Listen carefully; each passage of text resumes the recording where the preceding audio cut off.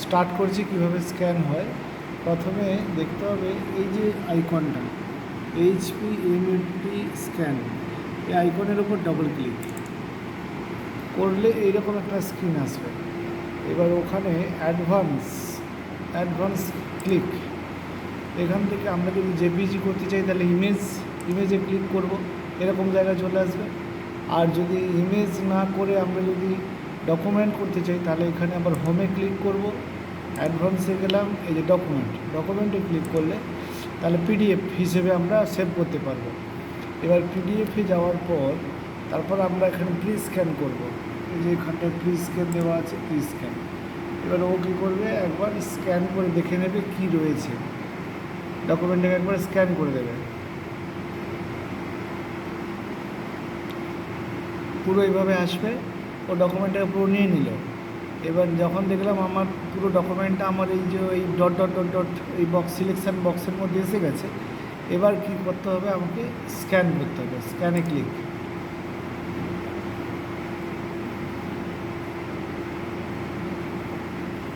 স্ক্যানে click করলাম। হ্যাঁ, এরপর এরকম একটা স্ক্যান অপশান চলে আসবে। এবারে স্ক্যান চলে আসার পরে আমরা কি করব, কোথায় সেভ করব, আমরা এখানে নেম, এখানে ক্লিক করলাম, ফাইল নেমটা দিয়ে দেবো।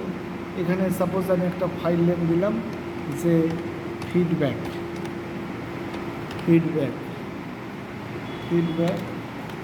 মার্চ দিয়ে দিলাম। দেওয়ার পর আমরা এখানে ডকুমেন্টটা ফাইল ফরম্যাটটা জেপিজি হবে না পিডিএফ, তাহলে এখান থেকে ক্লিক করে আমরা এই যে পিডিএফ ইমেজ ক্লিক করব। ক্লিক করার পর এখানে কোথায়, সাপোজ আমি ডেস্কটপে ফাইলটা রাখবো, তাহলে আমাকে এখানে লোকাল পিসির আমি যে কোনো C drive, D drive, E drive, আমি এখান থেকে সার্চে যাব।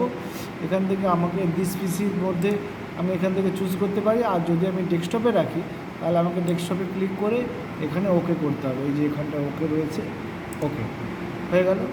এবার আমাকে সেভে ক্লিক করার পরে আমরা দেখব আমাদের এরকম, আর ও জানতে চাইবে আমি কোনো ট্রান্সফার করবো কি না ফাইলকে অন্য কোনো জায়গায়।